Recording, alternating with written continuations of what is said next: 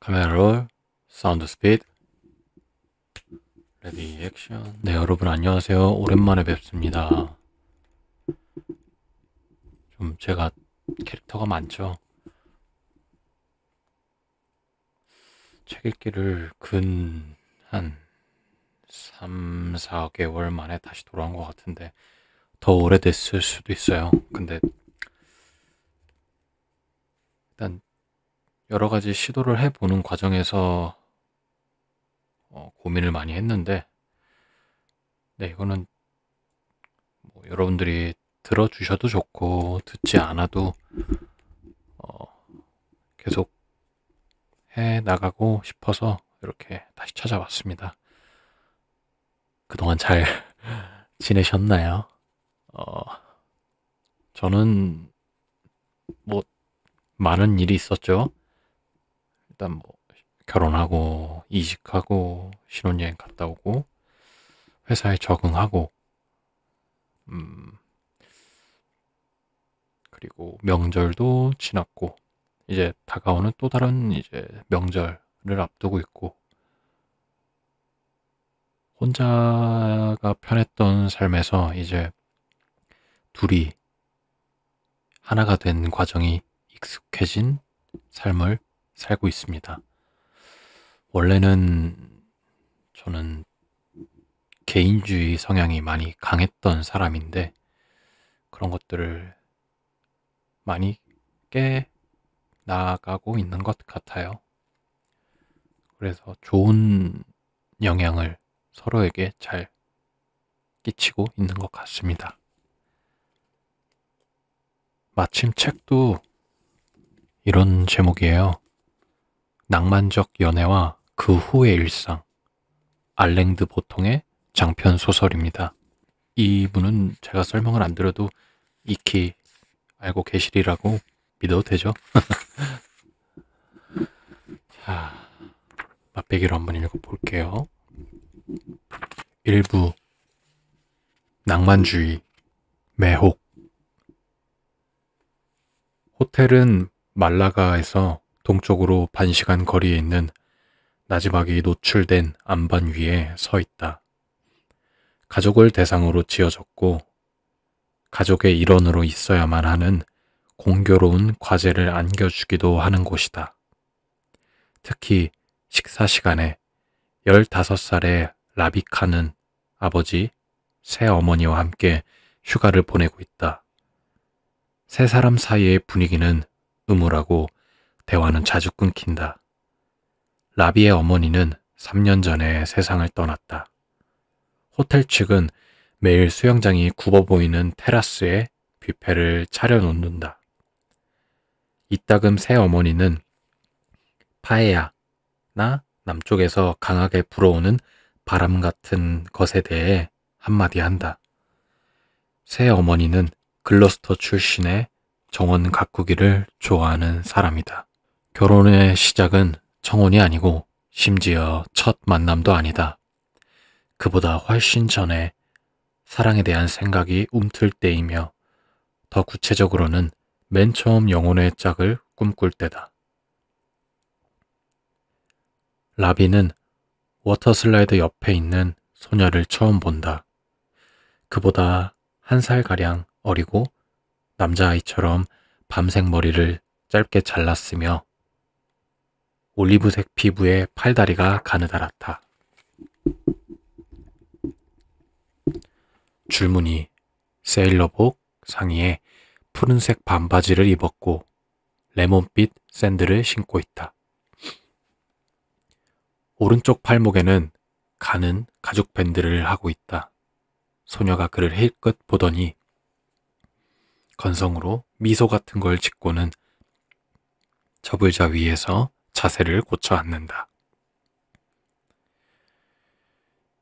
그 후 몇 시간 동안 소녀는 생각에 잠긴 듯 먼 바다에 눈길을 던진 채 가끔씩 손톱을 물어뜯으며 워크맨을 듣는다. 양쪽에는 소년의 부모가 앉아 있다. 어머니는 엘르를 훑어보는 중이고 아버지는 프랑스어로 번역된 렌 데이턴의 소설을 읽고 있다. 나중에 라비는 방명록을 뒤져보고 알아낸다. 소녀는 클레르 몽페랑에서 왔고 이름이 앨리스 소르다. 지금까지 이런 감정은 비슷하게라도 느껴본 적이 없다. 처음부터 소년을 압도하는 감정이다. 이 감정은 말로 설명할 수 없다. 서로 말을 하지도 못하겠지만. 마치 어떤 식으로든 항상 그녀를 알아온 듯하고 그녀가 그의 존재 자체에, 특히 마음 한구석에 혼란스러운 상처에 어떤 답을 내미는 듯하다. 그 후 며칠 동안 소녀는 호텔 여기저기에서 거리를 두고 그녀를 관찰한다. 아침에는 치맛단에 꽃무늬 장식이 있는 흰색 드레스 차림으로 뷔페에서 요구르트와 복숭아를 담아간다. 테니스장에서는 코치에게 악센트가 매우 두드러지는 영어로 자신의 백핸드에 대해 애처로우니만치 정중하게 사과한다. 골프 코스 주위를 가로 그가 보기에 분명 괄호 닫고 쓸쓸히 산책하다가 걸음을 멈추고 선인장과 히비스커스를 바라본다. 다른 사람의 영혼의 짝이라는 느낌, 이 확신은 아주 순식간에 찾아올 수 있다. 이야기를 나눌 필요도 없다. 이름을 알 필요도 없다. 객관적 지식은 끼어들 틈이 없다. 대신에 중요한 건 직관, 즉 이성의 정상적 작용 과정을 건너뛰기에 더더욱 정확하고 존중할 가치가 있는 것만 같은 자연 발생적인 감정이다.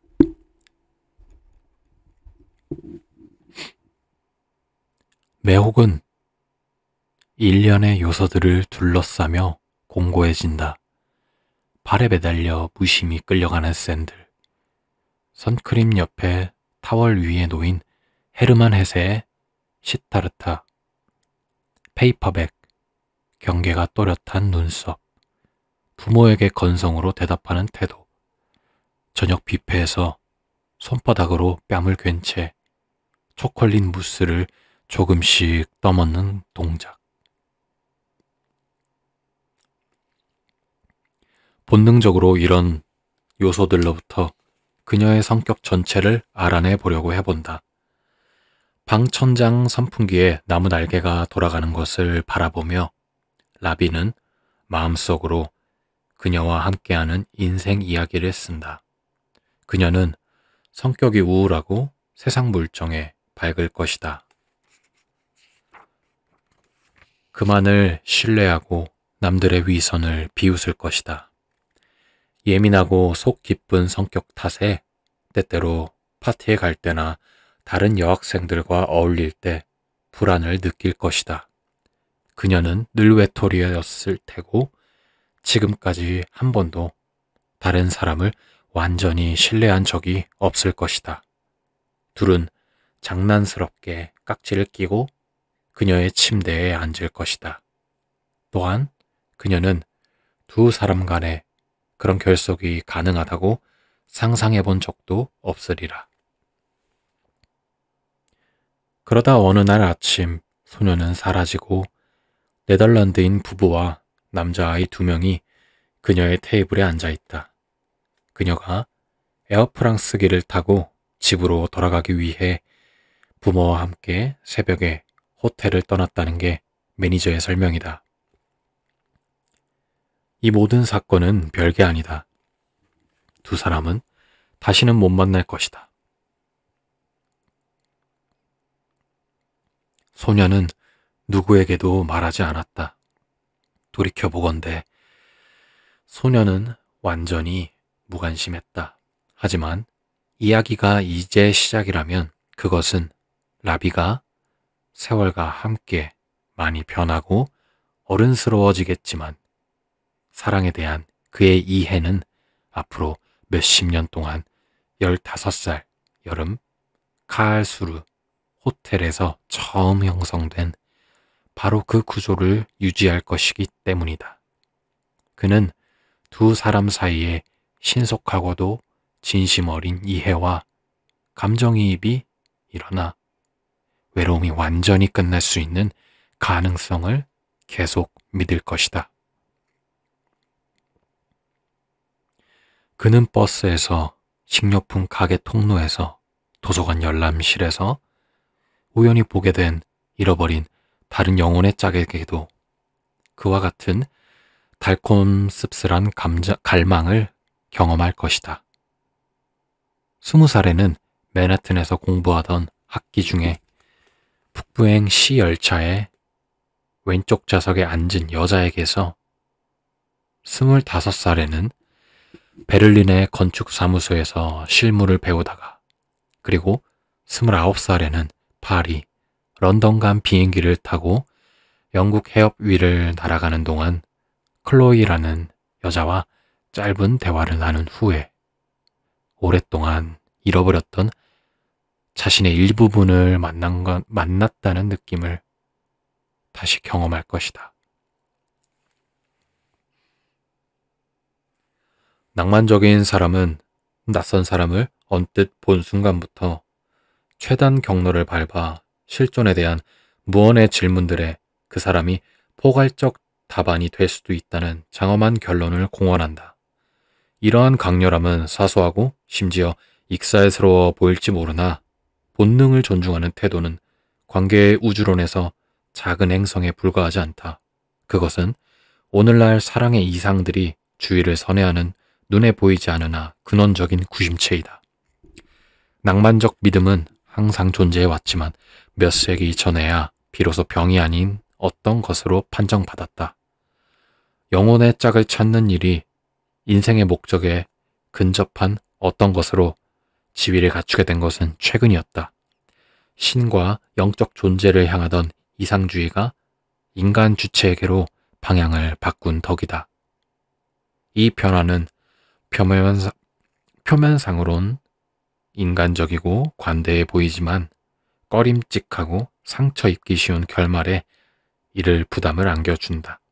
거리에서, 사무실에서, 비행기 옆자리에서 상상력이 풍부한 관찰자에게 언뜻 비친 듯한 누군가의 완벽함이 평생토록 유지되기는 결코 쉬운 일이 아니기 때문이다.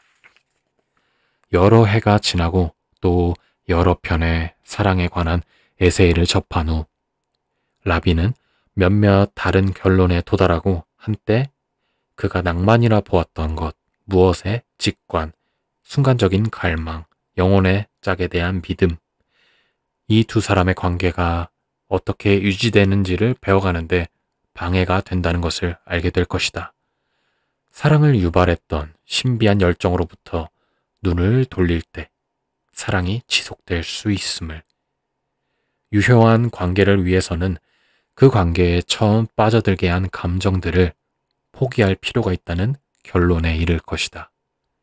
이제 그는 사랑을 열정이라기보다 기술이라는 사실을 배워야만 할 것이다. 매혹 1장에 대한 얘기를 나눴는데 다음 편에 2장을 더 읽어보면 좋을 것 같습니다. 다음 시간으로 만나시죠.